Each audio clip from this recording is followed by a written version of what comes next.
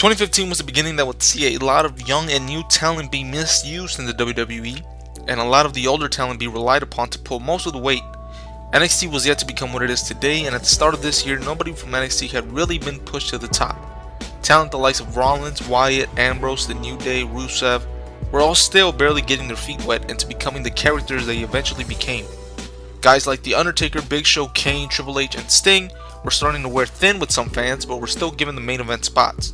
So let's dive deep into 2015 and see what we got from WWE. The Royal Rumble was the first pay-per-view of 2015, so why not start here? The Royal Rumble match itself had Reigns and Daniel Bryan returning, both at opposite ends of the spectrum in terms of fan appreciation. Had a couple of nice surprises like DDP, Boogeyman, Bubba Ray Dudley.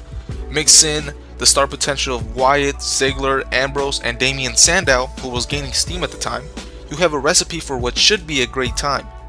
Brock Lesnar was a WWE champion going into 2015 and so far was doing some of his best work as the Beast.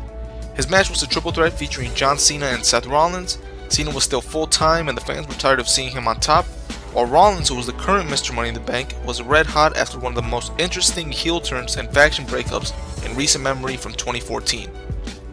Damien Sandow, aka Damien Mizdow as I mentioned earlier, was a star in the making. His hilarious body double work for The Miz was getting him great reactions from the crowd. Okay, so now that we have set the stage for this night, let's see how everything went.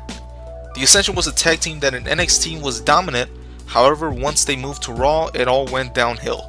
They were ridiculed by commentary and were never meant to be taken serious.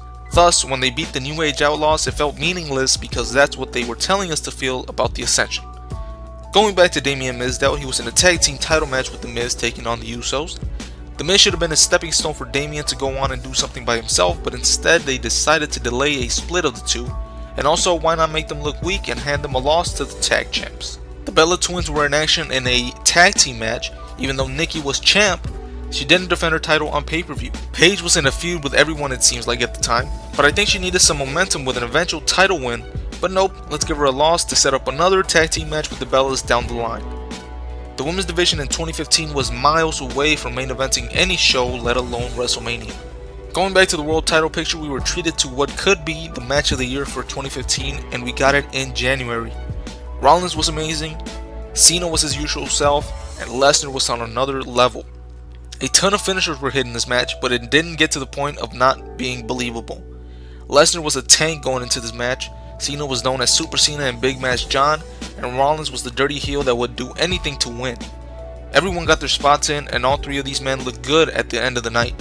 Lesnar would eventually get the win, but it was done in an amazing match, so a majority of the fan base was fine with him winning. The Royal Rumble match itself is a tale of two halves. Number 3 was the returning Bubba Ray Dudley, who was welcomed back with a huge reception by the crowd. Number 5 Bray Wyatt and the surprise entrant number 7 Boogeyman gave me a stare down I never thought I wanted to see, but it was a cool visual. And number 14 DDP with another decent surprise to start off the Rumble right. Daniel Bryan returning from injury gave fans an early favorite to cheer on. With all this in place, there isn't much you can do to mess up the end of the pay-per-view, right? Well, let's get into that second half. Before number 15 came in, Daniel Bryan gets eliminated by Bray Wyatt. Now, while Bray is also admired by the fans, he is not on the level of a Daniel Bryan. So no matter who would have done it, and add to the fact that it was done so early in the match, the crowd almost booed the roof off the building. Add to this, the next entrants were a past his prime Goldust, Kofi Kingston, who was not over with his new gimmick as part of the New Day, Adam Rose, who was just a party guy and not a serious contender. After that, Roman Reigns came out, which everyone believed was going to win, but were not completely on board with it. Remember when I said the roof was almost booed off the building? Well, when Roman came out, the roof was sent flying into the atmosphere with how loud the boos were. Mind you, he was supposed to be the good guy. After him was Big E, another member of the New Day, who again was not over with that gimmick yet. But hold on, there was a bit of hope. Out comes Damien Sandow, so the crowd is interested again. Oh wait, he gets thrown out just as fast as he came in. I'll save some time, and the only wrestlers to join after and get a good response from the crowd were Ambrose and Ziggler. As the match is getting destroyed by fans, the oldest and the slowest guys in the ring begin to clean house. Kane and the Big Show for some reason are throwing everyone out, setting up Roman to be the hero and win the entire thing. But when the entire city of Philadelphia turns on you, your plan isn't going to work out that way. So what do? send the one person that would never get booed even if he choked an old lady in the middle of the ring, The Rock. And nope, The Rock is also booed because the match was laid out terribly after Daniel Bryan was eliminated, and he's coming out to help the one good guy nobody wants to win the match. The fans dislike Roman so much that an anti-American figure, Rusev, was cheered on to win. So, not a great start to the year, and on our way to what should be the biggest show of the year, WrestleMania. We have as our main event the Beast, Brock Lesnar, taking on a man that needed help to win a Battle Royal, Roman Reigns. Okay, no big deal, however, because they've changed directions before due to fan backlash, and we still have 2 to 3 months before the main event is set. Daniel Bryan is going to be given a second chance, and if he beats Roman, he will take his place. Also, we have Seth Rollins that can use his briefcase to change that match as well. We have some backups, so as fans, we are still optimistic. Moving on to February, many things were done poorly in the Rumble, but there is still time for good change, moving us closer to WrestleMania. Some storylines that most saw coming to an end at WrestleMania included the feud between Goldust and Stardust, Sting making his WWE debut to take on Triple H, and Damien Mizdow doing anything to separate himself from The Miz and going on to do his own thing. Randy Orton was also in the background as a potential opponent for Rollins. All this had us hooked to see where it would lead. The blow-off to the Rhodes Brothers rivalry, however, was thrown away at Fastlane. After seeing what they were capable of at AEW's Double or Nothing, we were robbed of what could have been on a big stage like WrestleMania. But they were never given a chance. Imagine if Cody had his match at Mania with his brother and went back to just being Cody. Maybe he stays with WWE and AEW is never a thing. Crazy looking back how many times Cody could have been given something extra that possibly would have convinced him to stay with WWE longer. If AEW becomes successful to where they are taking sponsorships and revenue from WWE, we can all look back to these Stardust times to where it all could have been avoided. Triple H was in a weird feud with Sting. They made it out not to be about WCW versus WWE, but at the end of the day, that's exactly what it was about, with NWO and DX coming out at WrestleMania. While the match ended up being alright for what it was, the setup and aftermath was all over the place. Why would Sting shake Triple H's hand after having his buddies come out to attack him, and also after Triple H tried to murder him with a sledgehammer? Because of respect? Oh, okay, that makes no sense. Rusev was still undefeated, even though he lost matches prior. Why don't they just say that he's never been pinned? It's okay, we still get what you're trying to get across. Anyway, he's in a feud with John Cena going into WrestleMania that can only be bad for Rusev if we know Cena's track record versus new talent. Rusev technically got a win on Cena via pass out at Fastlane, however that will be his last bit of glory for a while. Rusev will go on to lose at WrestleMania, Extreme Rules, and at Payback against John Cena. After that, they moved into a love triangle storyline with Dolph Ziggler and Lana that would not have a real conclusion because of real life events. That also makes no sense. They think fans can't separate the show with reality, but if you can keep it interesting, we don't care what is on the show and what's real. Rusev ended the year as part of the League of Nations, which I'll cover later. Rusev got buried all of 2015, but this is before we knew what he could do with a role just being himself. Fastlane was the last hopes fans had for WWE making a change to the main event of WrestleMania. Somehow we wanted them to see that Roman was not ready and would make Daniel Bryan the man to face Brock Lesnar at WrestleMania. Even though it would be 2 years in a row where they would add DB to the main event, nobody was going to turn that down. However, in stubborn WWE fashion, Roman would defeat Bryan. Then they had Daniel Bryan shake Roman's hand to try to get Reigns some support heading into the match at WrestleMania. No sir, we are still not buying this man, so stop trying. Moving on to WrestleMania season. Okay, so we have most of the cards set for Mania 31, but the real match that will make or break the show is still looking like a disaster. That being Reigns versus Lesnar. So with Bryan out of the main title picture, they would throw him into the IC title picture, which in my eyes, once you won the main belt at least twice, you should not be back in the mid card. Why not make an exhibition match between Daniel Bryan and either Dolph Ziggler or Dean Ambrose, and make the latter match a 5-man, or maybe throw in Sandow, Miz, and or Goldust, since Cody was in there as well. Sandow, by the way, had another chance to do something by winning the Battle Royal, but instead they give that win to the old show, the Big Show, who should have won the first one, not the second one. Speaking of winning the first one, Bray Wyatt was calling out Undertaker setting up a match for WrestleMania. Bray should have been set up as the next dominant WrestleMania guy, Of course, he had lost the year before, but what better way to get that win back than to defeat The Undertaker in his backyard. Bray Wyatt had to sell this match alone because Taker didn't show up until their match, and he did a fine job. But just when you think you have a lock of the century, WWE changes the combination to that lock. Undertaker got the win, but seeing him this year and looking back, WrestleMania 30 really should have been his final match ever. Bray and Taker would not end the rivalry here, however, as they would meet again at Survivor Series in November. Once again, they would fail to capitalize on the legend of Taker to get Bray over. Kane and Undertaker would beat Bray and his family, once again pushing the old guys over the new talent. Randy Orton made a disappointing return for who he is and the circumstances. Orton should have been brought back unexpectedly. Instead, it was announced, and it still took a while for him to attack Rollins and set up the match at WrestleMania. However, their match lived up to the hype and had a tremendous finish. Rollins and Orton had some good promos going into and after WrestleMania. Seth Rollins as a heel in 2015 was the best work of his career in my opinion. Seth Rollins would not be done for the night, even though he took that L to Orton. Roman and Lesnar built up to a decent reaction from the fans after a lackluster lead up to their match. The go-home image we got was a tug-of-war with the belt. Probably at the time one of the worst WWE title builds in history for WrestleMania. Seth Rollins, the Money in the Bank holder, would come out and make the match a triple threat to win the WWE Championship and save the end of WrestleMania. Brock Lesnar would get 2 more chances at the belt for 2015. Both times the match either never happened or the match never ended. So Seth has been slaying the beast since 2015. Moving on to April and May, which is the WrestleMania Aftermath season. Roman Reigns got 1 title match on pay-per-view, which is 1 too many. The good thing is that he wasn't back in the title picture until after October, but the bad thing is that he was back in the title picture.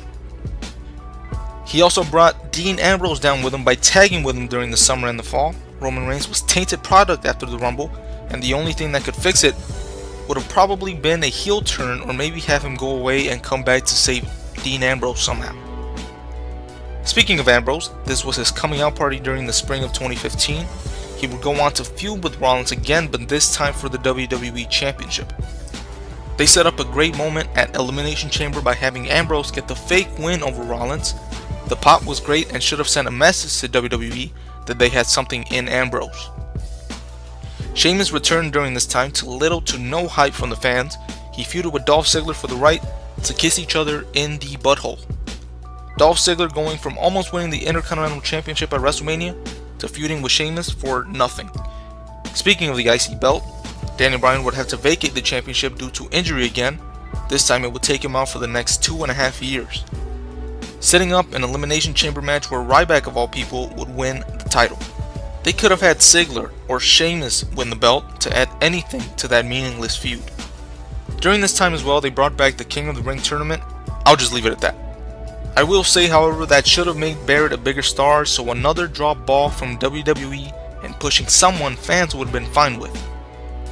Nikki Bella continued her Divas title reign by defending Once in a Blue Moon. With AJ Lee leaving the company after WrestleMania, they were going to do whatever it took to break her Divas title reign record. The tag team division was not really doing much, which in WWE is not news, but even so, nothing of importance was going on.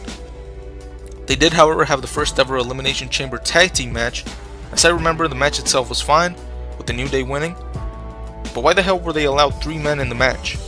They gave an explanation, but that's one of those things that takes you out of the moment and makes you question why have any rules if they're just going to be ignored. The summer of 2015 saw some more NXT stars come into the fold. Neville went far in the King of the Ring tournament and was in that year's Money in the Bank ladder match. Kevin Owens made a huge debut by confronting John Cena and beating him in his first match on the main roster. 3 out of the 4 horsewomen from NXT came up and created stables, and they would also create the start for taking women rivalries seriously. However, once again they paused the pushes for new talent so that nobody had a chance to become a big star. Kevin Owens would lose the next 2 matches to John Cena, bringing him back down to low mid card. Neville didn't really do much besides the Money in the Bank match and tagging with Stephen Amell at SummerSlam. Team Bad, Team Bellas, and Team PCB were created to build up Charlotte so that she could end Nikki's reign, and even then they couldn't get Charlotte over when it was supposed to happen, just so that Nikki Bella could break AJ Lee's record. Sheamus was able to win the Money in the Bank briefcase, which was terrible, but seeing the other talent in that year's match, I don't know who else should have won it over him. Even Neville was too new to win it, and Ziggler and Orton had already won it before. Sheamus and Orton were in a boring feud leading into SummerSlam, which was a boring match. The IC title was better left vacated because we had Ryback, The Big Show, and Miz going after it. Nothing to see there. And again, they missed the moment when Ryback got Big Show up on an episode of Raw instead of saving it for the pay-per-view. Bray Wyatt decided he wanted to be buried even more this year by picking a fight with Roman Reigns. They added Ambrose in to try to get some of Dean's fans to cheer for Roman, but it didn't work. Braun Strowman made his debut during this feud, but he was just a giant, slow, and boring monster. Seth Rollins was still doing his thing by cutting some good heel promos and retaining his title by any means necessary. He went into SummerSlam to face John Cena, and both the WWE and US championships were on the line. Despite them having Jon Stewart of all people interfere and playing a role into the finish, the fact they had Rollins hold both belts was a good decision into making Seth a big deal. We also got a payoff with Jon Stewart when he explained his actions. Also, Cena didn't do his usual lose but still smile after BS, and instead got his hands on Jon Stewart and got his payback on him.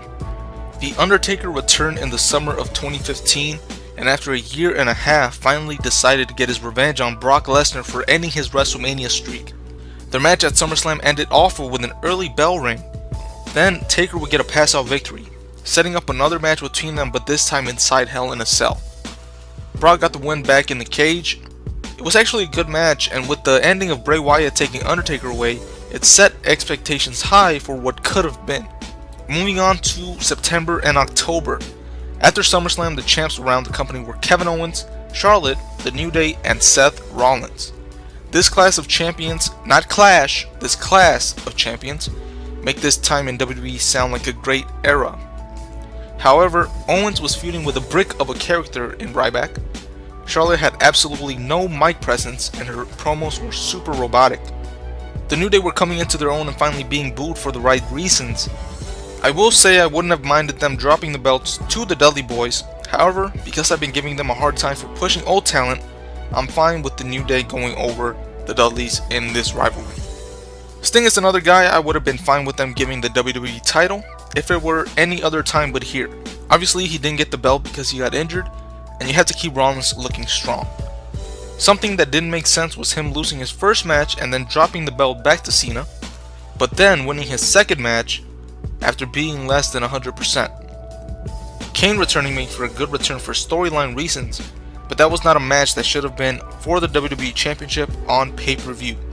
Oh, and Alberto Del Rio returned at Hell in a Cell to take the US title from Cena, which was the end of full-time John Cena. I still don't know if that's been a good or bad thing yet.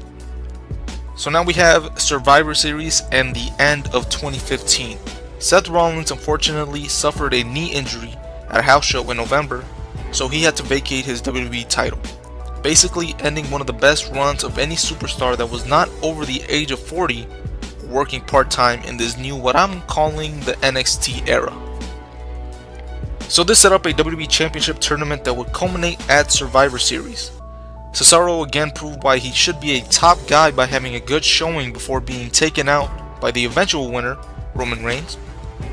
Kevin Owens, Dean Ambrose, and Del Rio joined Roman in the Final Four, and I have no problem with those finalists. Dolph Ziggler was in a feud with Tyler Breeze for a quick second that never really had a conclusion. So yet again another NXT star that did nothing when they were brought up. Kalisto was also gaining steam as part of the Lucha Dragons. They were in a thrown together 5-on-5 Survivor Series tag match that didn't really deliver because it was out of nowhere and also who the participants were. The Usos, the New Day, and Lucha Dragons who were in that match went into TLC in December to have a ladder match, and while the New Day retained again, all three of the teams looked great and the match was as good as any of the original TLC matches with Dudley's, Hardys, and Edge and Christian. In the women's division, Charlotte ended off the year by feuding with Paige, the first time I could recall a women's contract signing ending a go-home show for Raw, and it gave us an infamous moment. If you care to know what it was, go Google it. Charlotte retains and goes into 2016 as the Divas Champion. The end of the Survivor Series was the finals of the tournament between Roman Reigns and Dean Ambrose. Hindsight, one could argue just as a callback, Sheamus should have made the match a triple threat and once again cost Roman the belt, just like when Rollins did it at WrestleMania. Instead, they got a flat reaction to Roman winning, him spearing Triple H, and then Sheamus cashing in. Sheamus and Roman will continue feuding for the title the next month at TLC. The newly formed stable League of Nations helped Sheamus retain, comprised of Wade Barrett, Rusev, Del Rio, and Sheamus, helped Sheamus retain the championship, pissing off Reigns and making him go off on Triple H. While I admit this turned me in favor of Roman because I was tired of the Authority, this could have worked with anybody else. Not taking anything away though, Roman was able to get the belt back in a feel-good moment before the year ended. Once again though, they didn't know how to keep up the momentum and they made Roman a wannabe funny guy who will continue to cut corny promos. To end things on a good note, I guess, Dean Ambrose and Kevin Owens would have a series of matches at and after TLC that would see Ambrose take the Intercontinental Championship off Owens to end the year. By the end of 2015, I would say Seth Rollins and Roman Reigns are the only two guys that were elevated that were not top stars the previous year. Dean Ambrose, Kevin Owens, The New Day, and Charlotte were given good pushes. Bray Wyatt, Cesaro, Rusev, and Sasha Banks could have been made to look a little stronger. And guys like Sandow, Barrett, and Becky were never given the chances that could have made their career flourish. So that has been 2015 in a nutshell. WWE had multiple chances to push the talent most fans wanted to see in prominent roles, but instead went with their choice, which was not always received well. While there is always time and a place to push the guys fans don't like, it seemed like WWE did this more this year than any other previous.